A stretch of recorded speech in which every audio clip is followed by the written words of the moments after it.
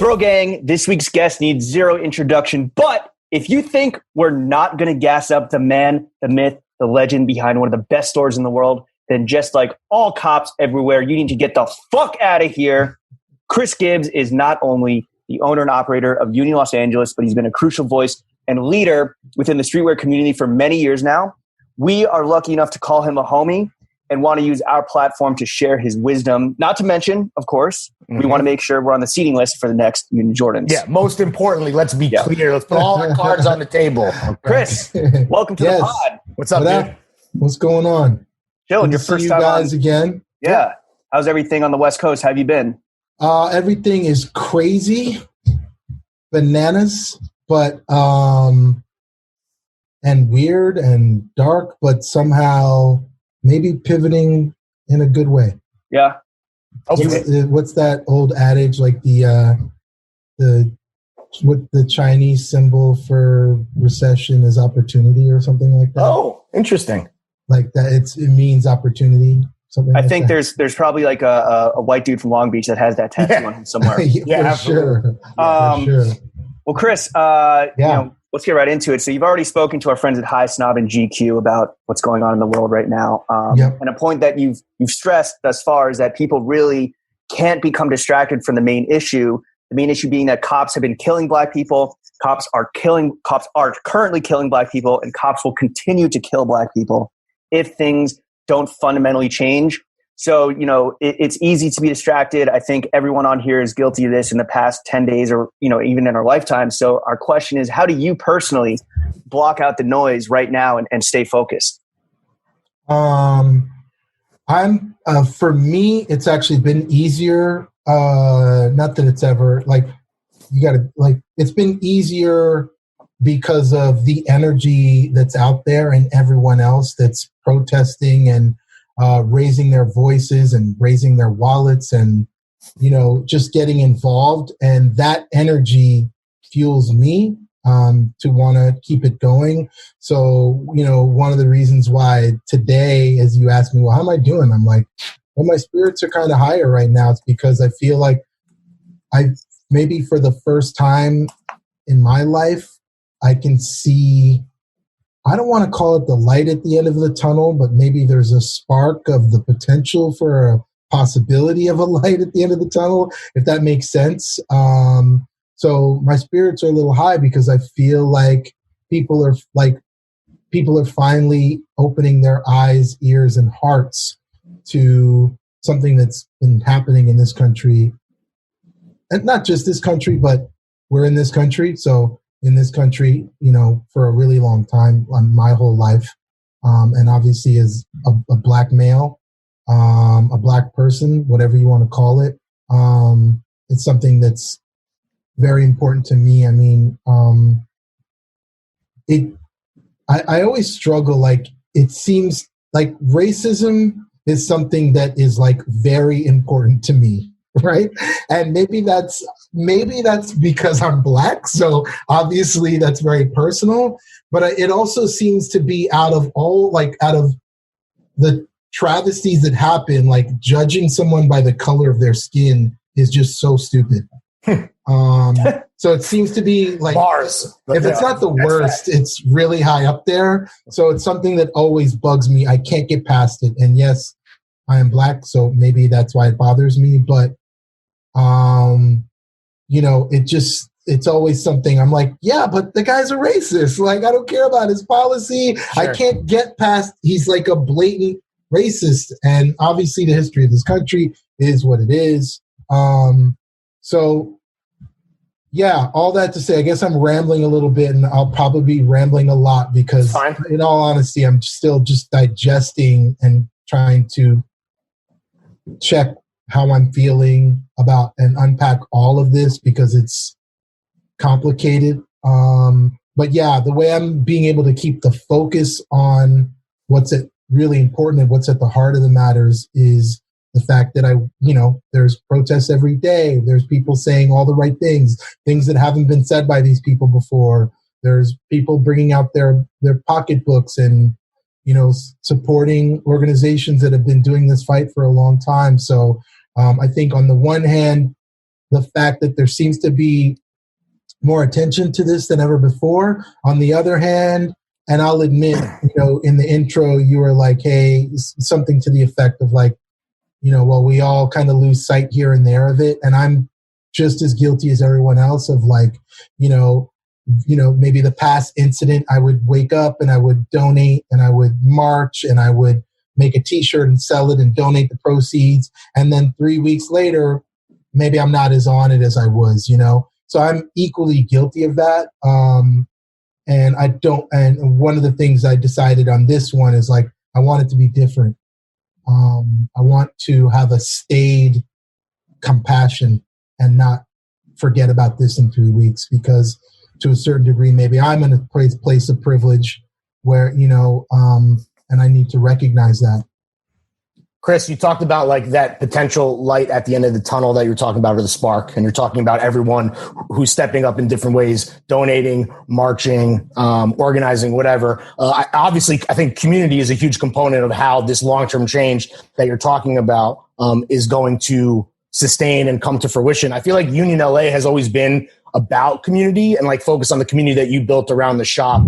How are you kind of expanding and furthering that community right now in LA, since clearly like you have some experience doing that?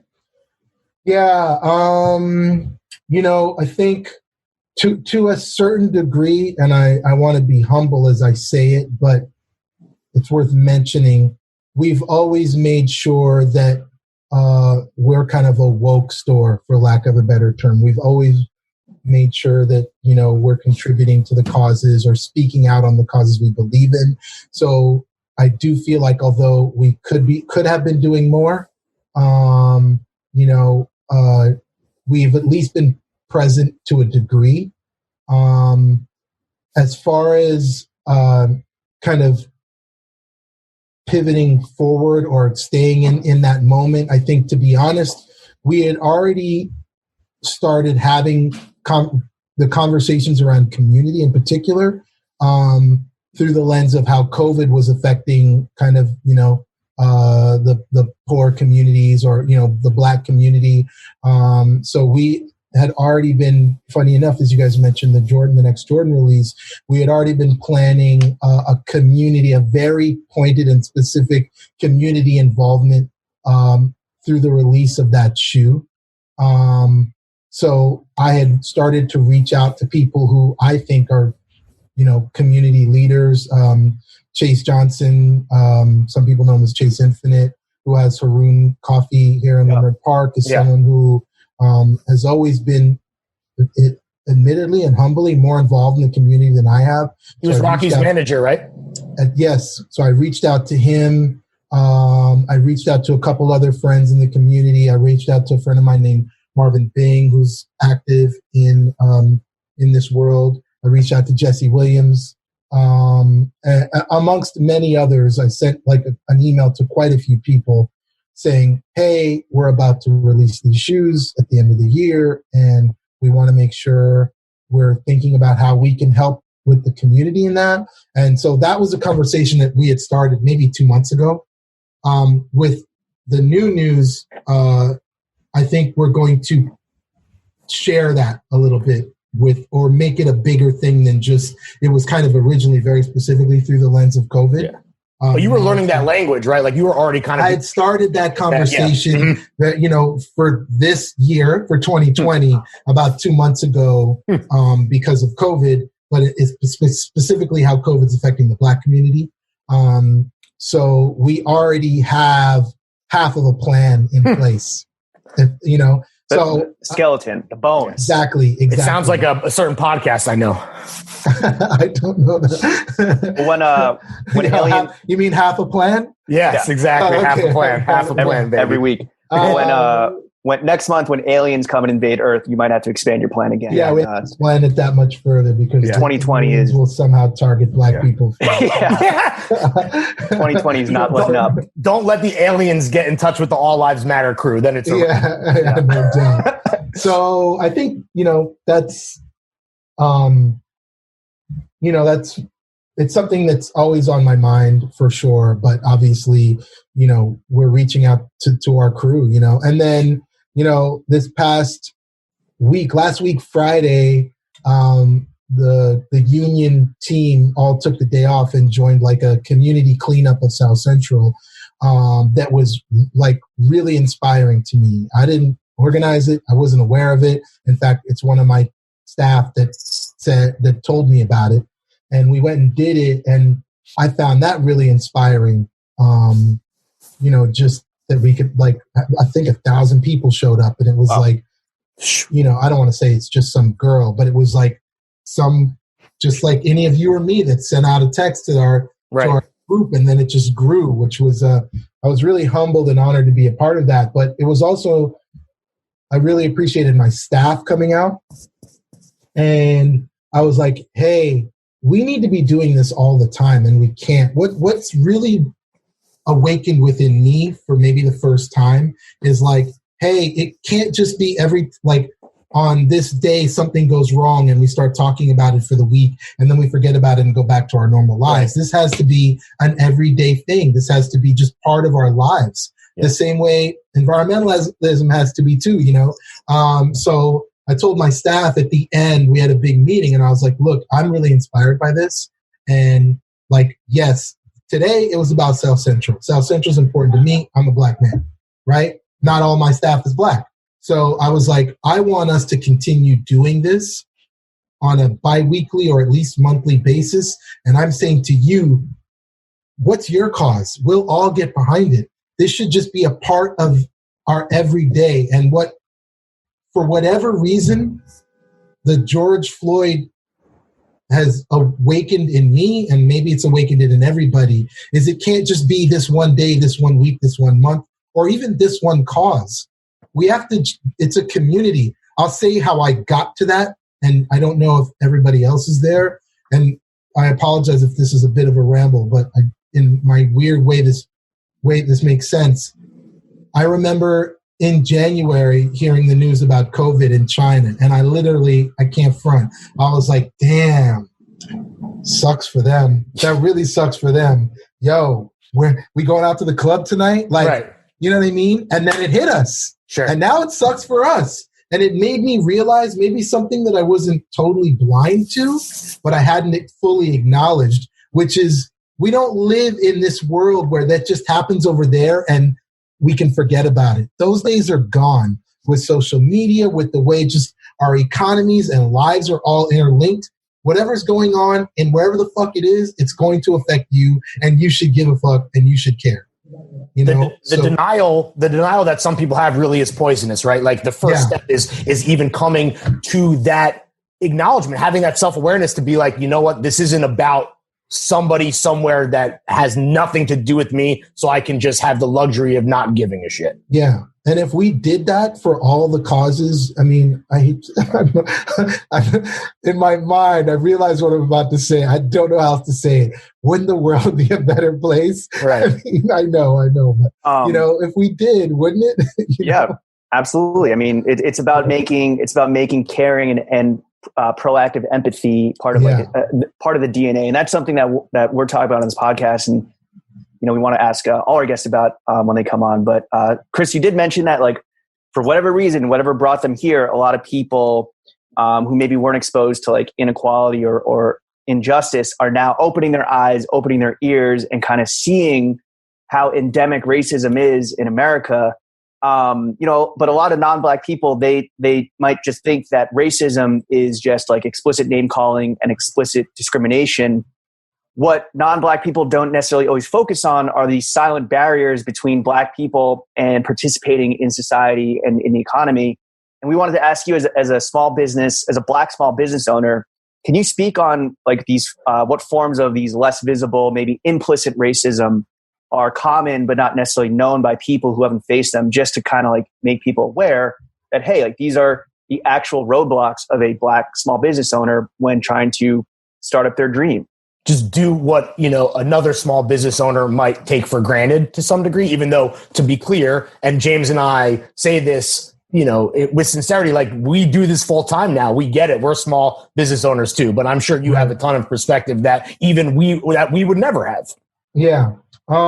It's I don't want to sidestep the question at all, but what I'll say is I might not be like, one of the things that I think there's kind of two ways I'd like to attack that.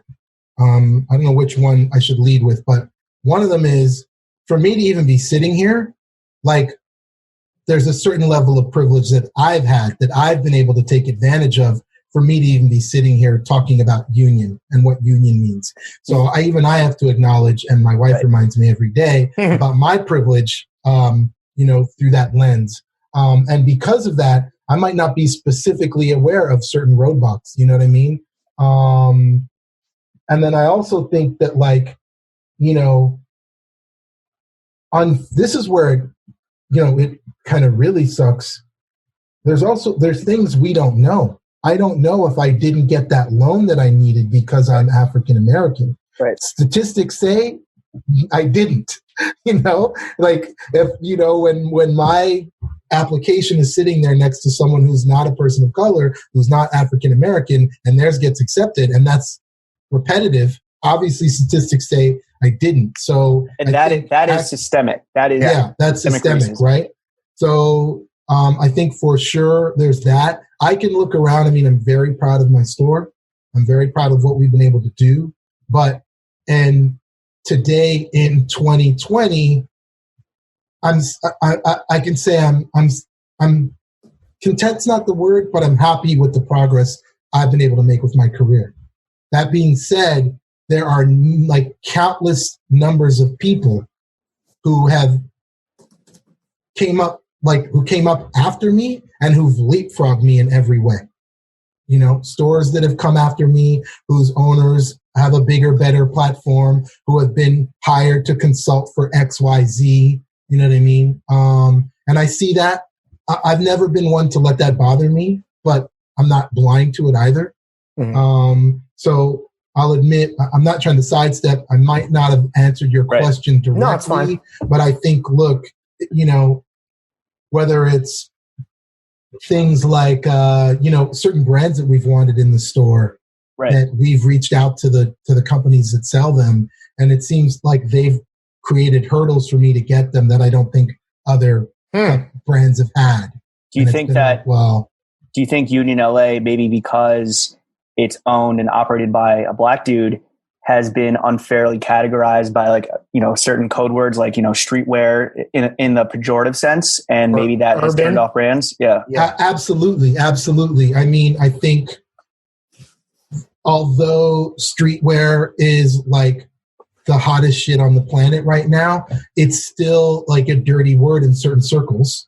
Yeah. And our store in particular has been a store that wanted to offer all of the shit, high and low. And when you start having conversations with some of the people at these high companies, they've never heard of us. If they look at our brand mix, they don't understand it, so maybe it's not direct, maybe it's more peripheral, like bigotry of judging us from our brand mix and not seeing kind of that, and now they all want it, right? So 5 years ago, there's brands that I couldn't get. Like they literally said, no, we don't want to sell to you. And then now all they do is make the product that we make.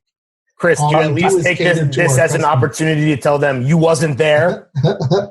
I mean, what I'll say is this, in all honesty, at the time I was hurt, and at the time I really wanted that product in our store. What I've learned, and I've learned it through an evolution. It wasn't, if you came to me at the time, I would have been like, yo, I really want this brand. This is some hot shit. They make some dope shit. Let's get it in the store. What do I got to do? You know what I mean? Through failing, and actually through a little bit of success of a couple brands that we did get that ended up not really doing well for us, I've realized that I was trying to make us something that we're not. And I'm now, and have been for quite some time, more interested in hey, I'll reach out to this brand. If they get it, then they should be in here. If they don't, then they shouldn't. Fuck them. And fuck off. Fuck y'all. You know what I mean? And, more power to you if you go to one of the myriad of union copycats, but they've been able to figure out the algorithm to get your brand in their store, whether it's owned by by a white man or a white woman or whatever the reason. I don't know. I'm sitting here. That's why I couldn't answer your question. I don't know why the fuck we aren't the shit. Well, you know what I mean? Outside of people who are like, yeah, you're the shit, but we're also broke because we don't get the support of most other stores. Are you still driving a Toyota 450 or F-150? I still have the Toyota. That's Ford. Yeah. I don't know, bro. We're in New York. We don't have cars. I still have my Toyota Tacoma. Yes, I do. Fire. Ladies and gentlemen, this is what happens when you're a New York kid. You have brain damage off rip. You can't tell cars. Funny side note, when I first moved out here, I had friends that would come visit and had never been to LA, and I guess just made the assumption that LA worked like any other major city in the world, and would call me from the airport like, yo, where's the subway? I'd be like, there's no subway out here. You got to rent a car. Like, I don't know how to drive. I don't have a license. Why would I need that? I'm from New York, and this is predating Uber. Yeah. So a motherfucker would have to take like an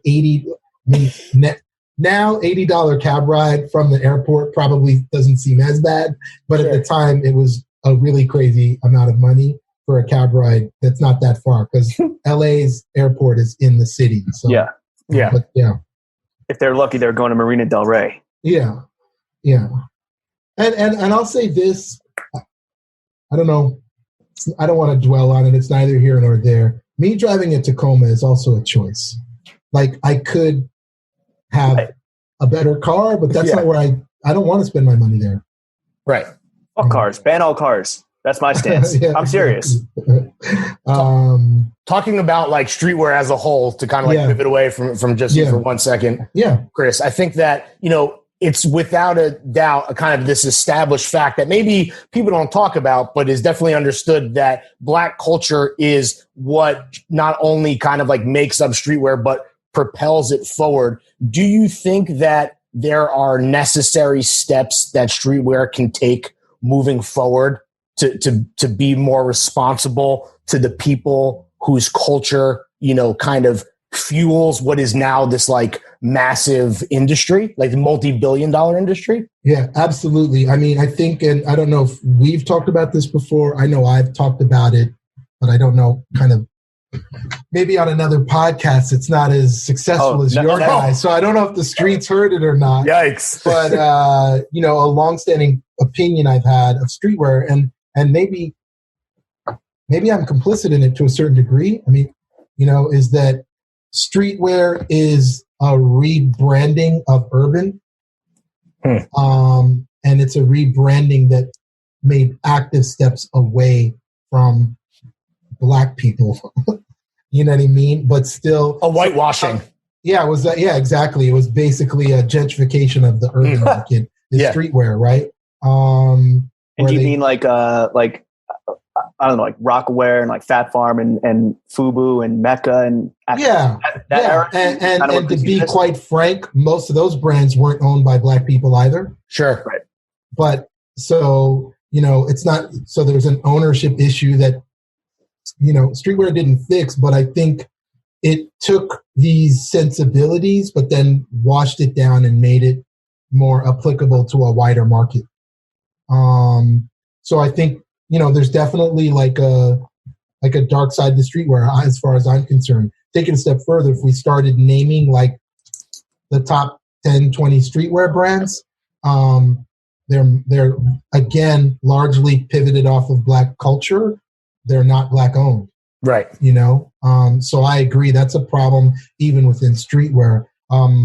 As one can imagine, or maybe you can't, but in the last 4 or 5 days, I've had a number of conversations with a number of other brand owners, some in my circle of friends, some not, whatever, and there was one brand, and I don't mean, I'm not going to say the brand because as it stands right now, I'm looking forward to them evolving and maybe making decisions that will change this. And I think if I highlight them now, that will never happen. That's fair. Who even I was like, yo, like your whole thing is on Black culture. I've never even kind of asked you or been around. I've never been around other Black people in your company. And I'm only now like kind of realizing that. So shame on me. That's something you guys should probably look into. And whether you want to look into it from your heart because you now acknowledge that something's wrong, or whether the streets are going to clap back on you like right now, either way, however you want to do it, you guys should probably do that. So I do think, and I'm appreciating the transparency that seems to be happening in the last couple of days. And I do appreciate that the streets are voicing themselves and voicing their power, like all power to the people. Hey, the people can have a say on calling these brands out, calling me out, if you know what I mean? Like, and hopefully the people that are getting called out are stepping up to the plate and correcting what they need to correct and being a better brand. And I don't think, yes, we're Black owned, but that doesn't mean we're perfect. So I'm sure there's some things that we could do. And I'm actively trying to do that as we speak. And when we got on the call, you guys asked me how I'm doing. I'm like, I'm unpacking and digesting a lot. And that's all through that lens. What's our say in all of this? What's our voice? And it's long term, right? Yeah, that's where I'm at. Even my staff pulled me aside on Friday and they were like, how come we haven't done a t-shirt yet? And I'm like, well, A, I'm just a slow piece of shit. So we will, but I haven't figured it out yet. B, we've done that in the past. And I think we have a certain amount of forgiveness, for lack of a better term, if we don't rush to be the first to do it because we've been doing it. So I think we have a certain space for that. And then I think I'm not really interested in this being another version of all the other police brutality incidents that I've witnessed in my lifetime, where it's forgotten in a month or two. So I'm happy. And I think there's like a pluralistic attack.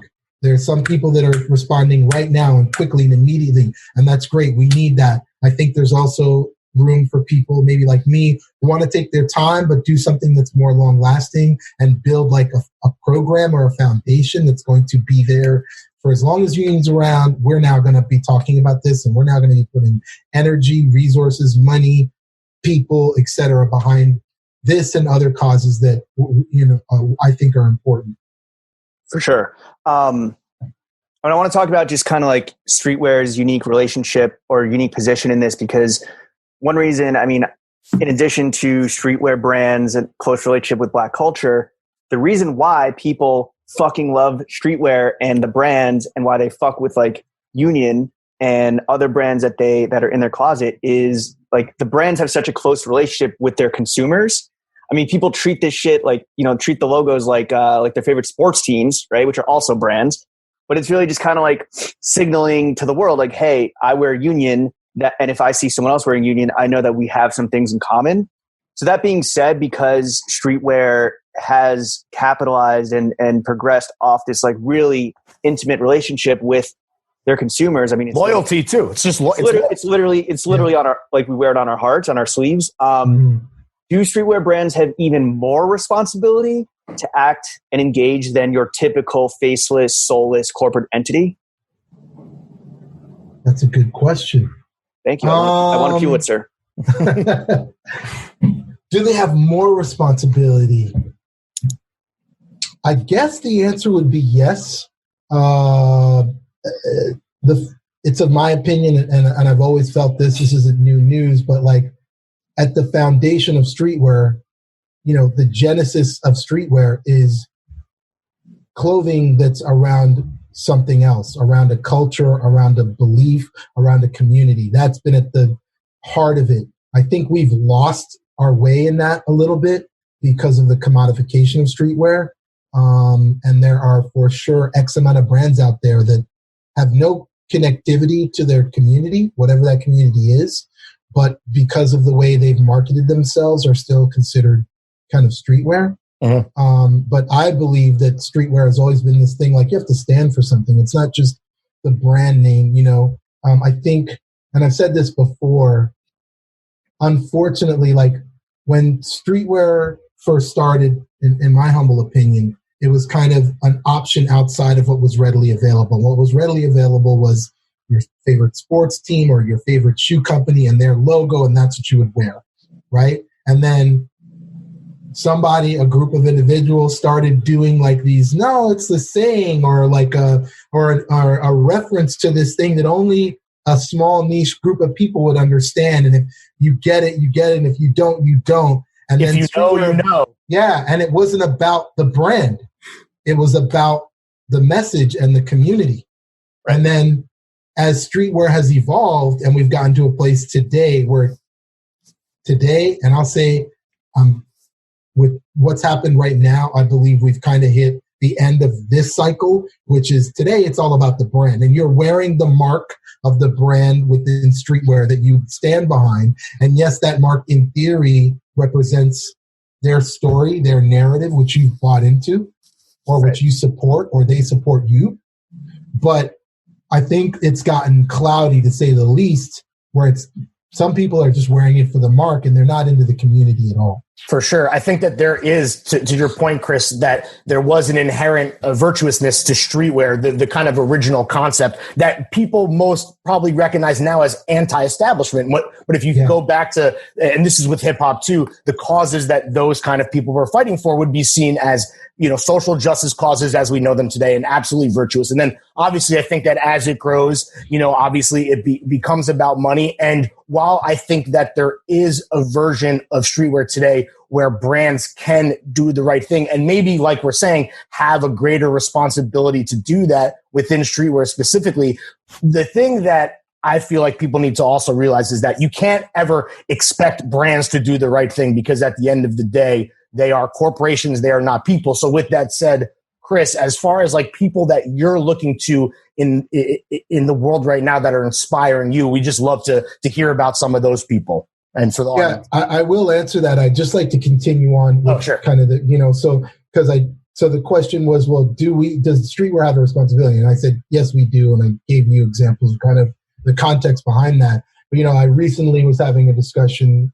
where I was like, hey, I don't know if I'm like, if I really at this point in time need like a dairy brand from Switzerland to necessarily have affirmative action, or to like be, you know what I mean? Like,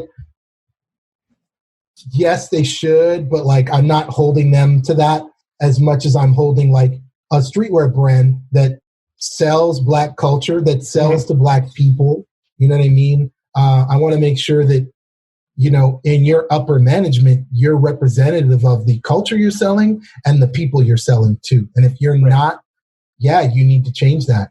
And I'm a little embarrassed that, and they should be too, that we're only talking about this now. Right. Like, so is part of the problem the people that streetwear is selling to right now because of who maybe that customer has become, which is, I think the caricature is a 13-year-old white kid in suburbia. Or is that a cop-out? Yeah, I think the problem, it starts with the brand. I mean, you have to be, you have to walk the walk and talk the talk, sort of, whatever, talk the talk and walk the walk. So I think it starts with the brand. I don't think it's necessarily the consumer's fault, but this consumer has a responsibility to call the brand out. You know what I mean? Or maybe there's a, and obviously we're talking about Black people here. So maybe there's a Black person out there who's not buying streetwear brand X, but notices that all they do is represent Black culture. And they should be called out for not supporting Black culture.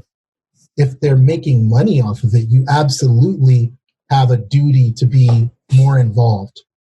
You know what I mean?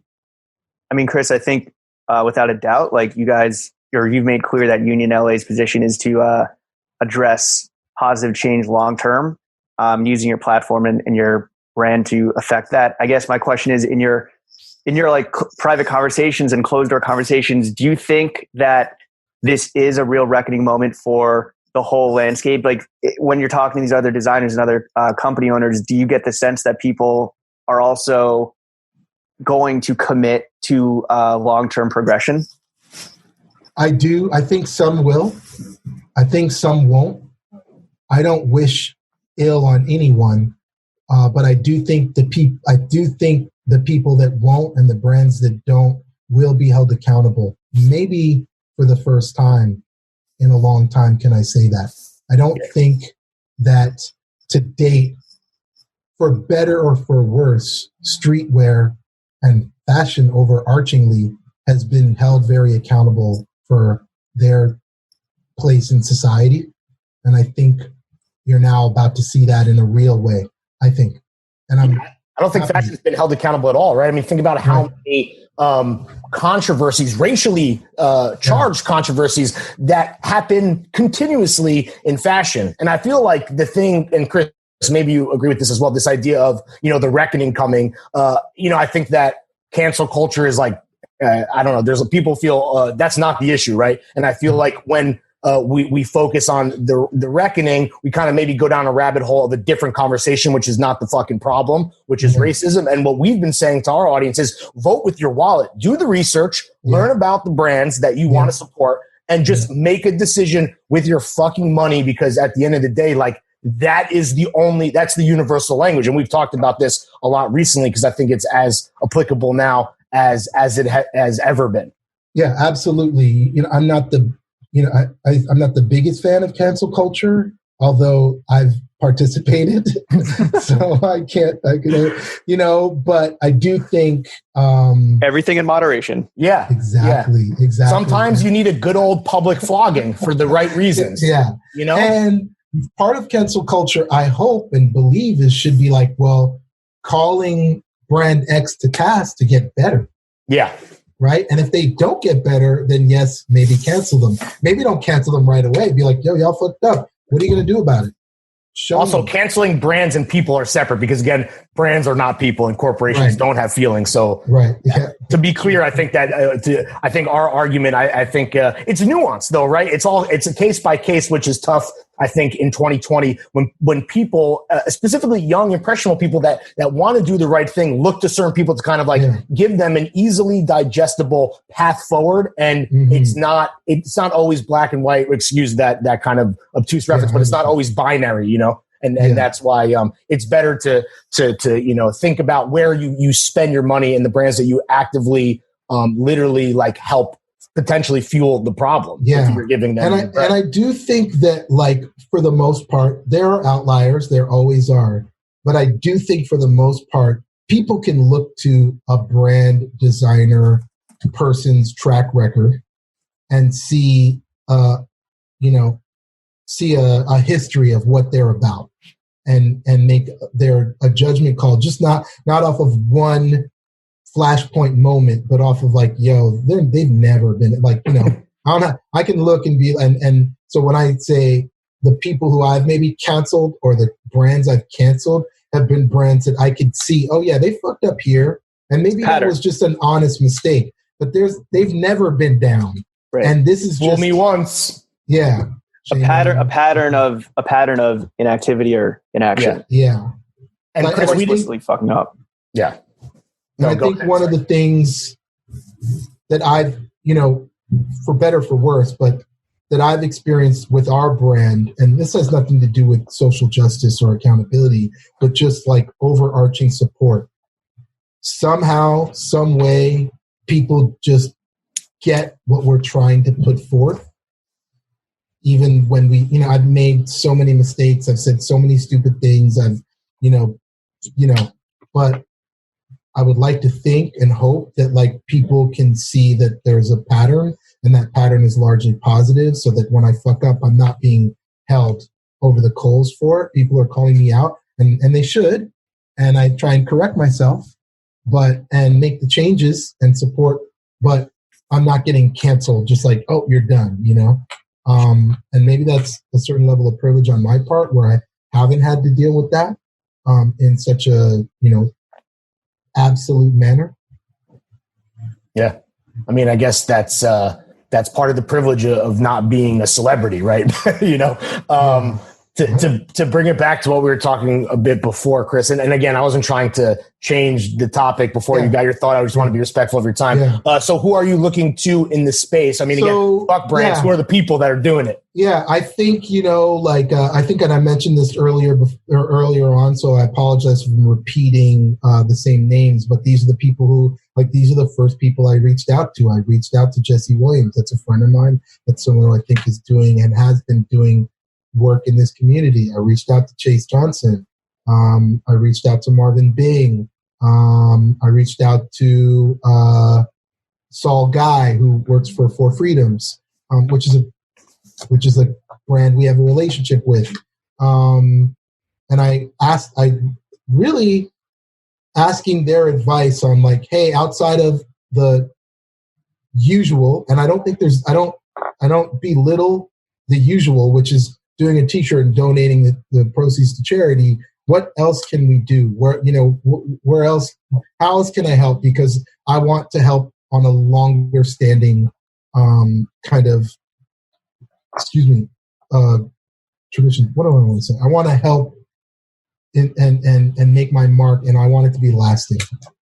I think it's also, the reason why we asked this question is to get their names out there, so people that don't know these people can now Google them. And I continue to make this horrible reference, but to me, it's like when I listen to Immortal Technique, and then you hear him drop an activist name, and then you're like, oh, who is that person? And then you read their story. Sorry to mention Immortal Technique. He's becoming the through line of this podcast. But now can we just switch to? Can we pivot to Rage Against the Machine? Sure. Thank you. But now we have a reputation to uphold, James. Everyone Google Bulls on Parade, Al Gore. But no, so I think that's something that's important and that we'd like to do, and that that you're doing. No, I appreciate it. No, I want these names out there. Obviously, you can't have this conversation without calling out Black Lives Matter, and that's someone who I know personally and has been doing the work. Jesse had pointed me in the direction of Advancement Project, which is an organization he's directly involved in. And then we can continue talking, but I'll bring up a couple of other organizations if you absolutely. We got the whole to put some research. Yeah, and we could take like out I said, any. I'll admit I am not a outright political activist, so I'm learning too, and that's one of the things I really wanted to learn. More. I apologize if I'm repeating stories here, but when I was, in my teens, or maybe early 20s, Supreme did a t-shirt and they put the Black Panthers on it. And I really wanted to wear the t-shirt, but admittedly, I had never really read about the Black Panthers. And I knew enough to know that if I'm walking in Brooklyn wearing that t-shirt, someone's going to stop me. And, what's the math? And if I couldn't give the math, I was going to stand there looking stupid. Oh, you like the Black Panthers? Name 3 of their best songs. Exactly. Exactly. So I did the math then so that I could wear the damn t-shirt, and I learned so much. Yo, do the math. That's good advice. Do the math. Do the math, ladies and gentlemen. Yeah. We talked about this on the Patreon episode that's behind the paywall. Chris, I don't know if you're a paying patron or not, but we'll fill you the link for free. It's cool. But no, I think that I've never been Union as a company pays. Oh, right. Yes. Shout out. You can Richard. expense it. You can write that. You can write. Richard writes that off. Hell yeah. Shout out to Richard. But no, I think Supreme is a great example of, I'm not personally a fan of the actual clothing. I've never bought anything, but it is great and kind of, Rage Against the Machine. They do work with elements of Black culture that are going to get people interested, not just Black culture, but any, artist, any musician that they work with. A lot of it is kind of not the most obvious shit. And so think of how many kids must have Googled Dead Prez, a year ago. Yeah. And gotten into Dead Prez. Yeah, no doubt. Chris, I want to ask you, so obviously we're kind of talking about how to affect change. And, I think that you've talked about how you're still learning. We're all still learning. And I will say this quickly. I think that that's obviously the most important step. Like even focusing on organizations like you might support right now, but might not support later. Like we have so many kids in our DMs that are like, yo, I'm so overwhelmed with information. Like, where do I even start?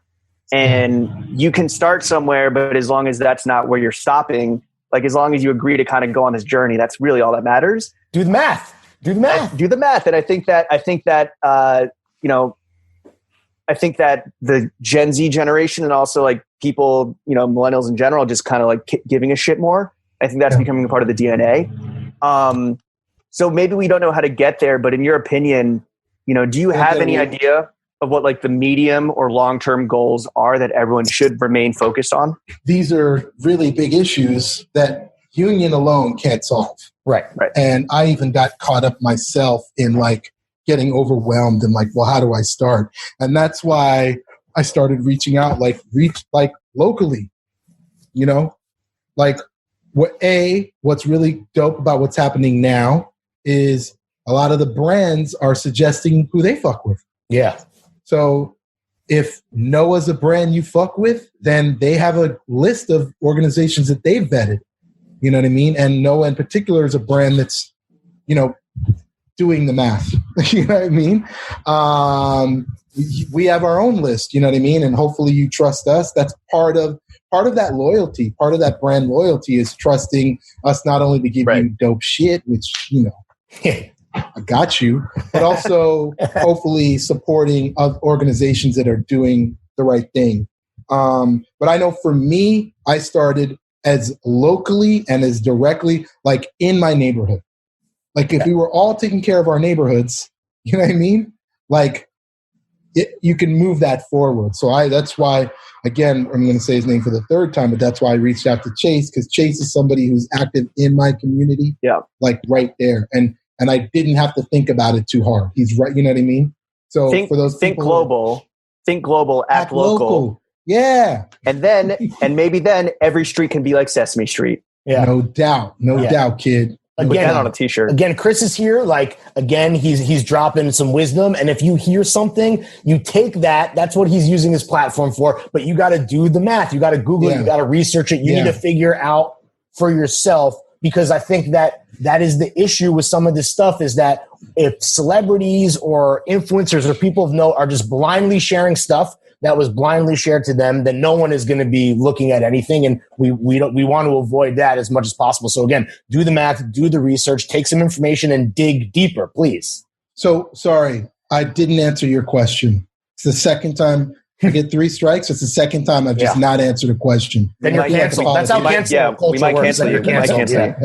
We're taking fastidious notes here. But no, do you have like long-term goals in mind or medium term? I think I'll say this. I think, racism is a big problem and has a lot of small, one of the legs of racism that's specifically affecting us is, police brutality. And I think, and that's a good question. Like, obviously, all of these things are wrong. Is police brutality the worst thing that's happening? I mean, I guess through the lens of people are dying, innocent people are being killed, that, people's lives very specifically come to mind. So I do think the big thing is to really have the police forces be accountable. And I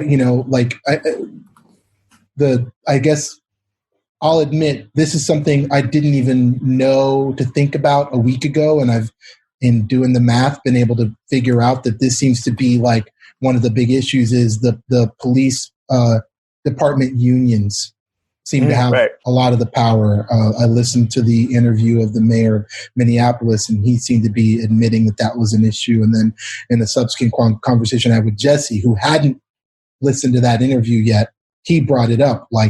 And I was like, oh shit, this is like the second person who's brought up the police labor unions as being one of the places.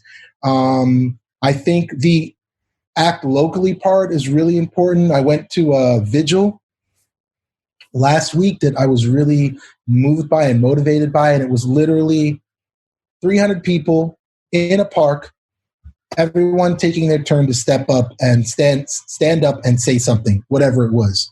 And I didn't. I'm shy. I'm sorry. But I listened. I'm a good listener. And one of the guys got up and said, well, I'm from Oakland. And in Oakland, who likes a DA? If you're a black person in America, you're probably never voting for the DA. So they took it upon themselves to go to like the local meetings and offer up who they thought should be the DA and get behind and vote for the DA. Wow. And it was a person who I don't like, who was an outsider. You know what I mean? Right. And then that person made all these great changes in their community. Like, you got to get involved locally. That's one of the things for sure. People say it ad nauseum, and I'm definitely like pro voting. I'm not anti-voting, but I definitely also haven't been like the most adamant go vote guy ever. Yeah. But I do think you got to get out there and vote, because there's people who are being voted in who are making decisions for you. Yeah.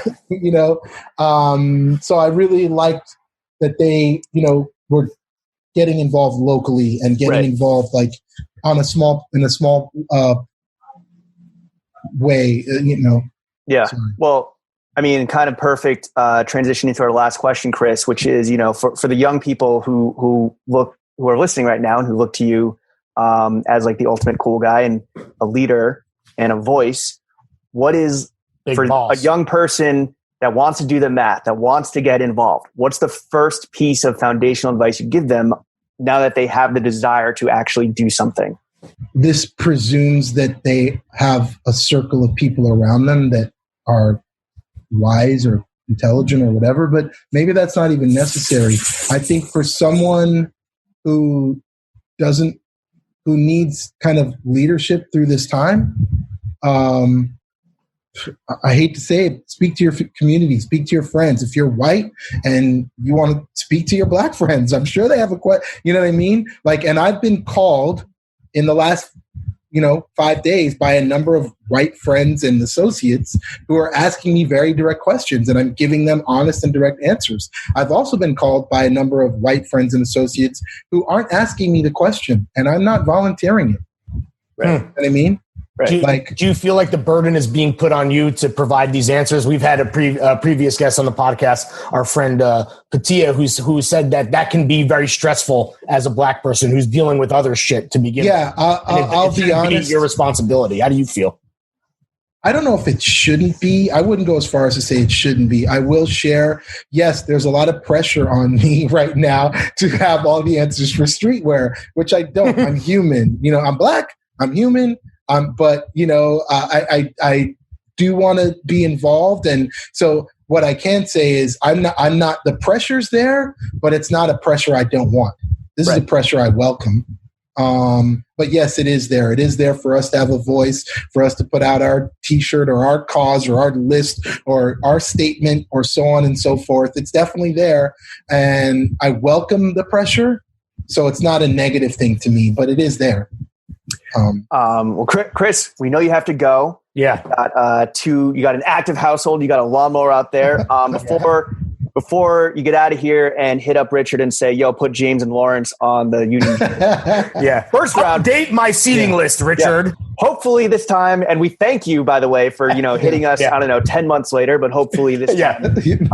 Better late than never, baby. You got to effect change whenever you can. And we have an update on those that we'll share with you off pod. But is there anything you want to plug?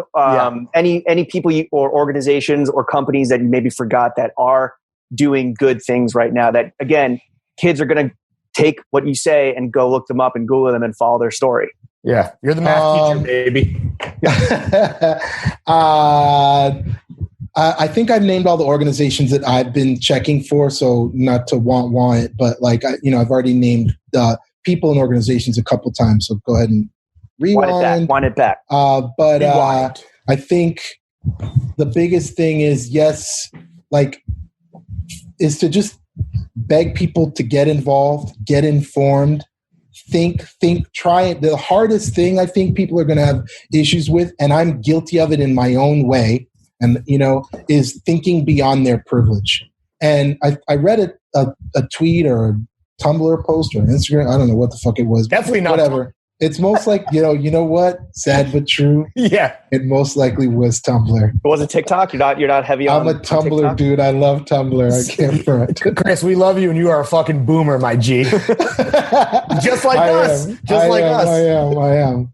But it was something to the effect like, which it never been worded this way, and I appreciate it. It was like not acknowledging every Black person's cry, like universal cry of racism, and acting like it's this personal thing that's only them and maybe an outlier, even though every single African American in America has cried out racism. Yeah. That's insulting. That means we're all just collectively lying. Like, it's something that we've been crying out for like years and years and years. And there's a whole bunch of people who are like, yeah, but that guy had a counterfeit $20 bill. Right. Or that guy. And it's like, so you're calling this whole group of people liars, a whole culture of people liars. The math doesn't add up on that one. Yeah. And I think so. Stop and think about if, like what you've been heard, put a little empathy into it and try and do the research and see, like, this is like, again, I saw another, this wasn't on Tumblr. This is my cousin. My cousin, what up, Diane? Texted this to me. Shout out, Diane. But it was a tip of an iceberg, and like, police brutality, and then like racism. It was the underneath. It was a meme. It was a meme. Yeah. Okay. I'm sorry. Yeah, that's called a meme. I'm not a boomer, by the way, but I feel like one sometimes when my kids start sharing memes, and I'm like, I don't even understand what point is being made there. I don't get it. Yeah. All right, Chris. Well, thank you for coming on the only podcast that matters. Thank you so about much, the Chris. only issue that matters, which is the slow march towards a more just and equitable world. Thank you for your time. And yeah, I guess when fucking quarantine lifts, we're going to head out to LA and we'll kick it. Yeah. Yes, sir. Get involved with you guys. Yeah. We'll, thank you guys for your time as always. Of course. And I'm sure we'll be speaking soon. And I look forward to getting your shoe sizes. Hell yeah. I think Richard already has them, actually. So he does. Richard, I don't know if you guys are paying him on the side. We're just doing the work for you guys. Hell yeah. All right, Chris. Thank you again. And yeah, we'll talk soon. Thanks, later, buddy.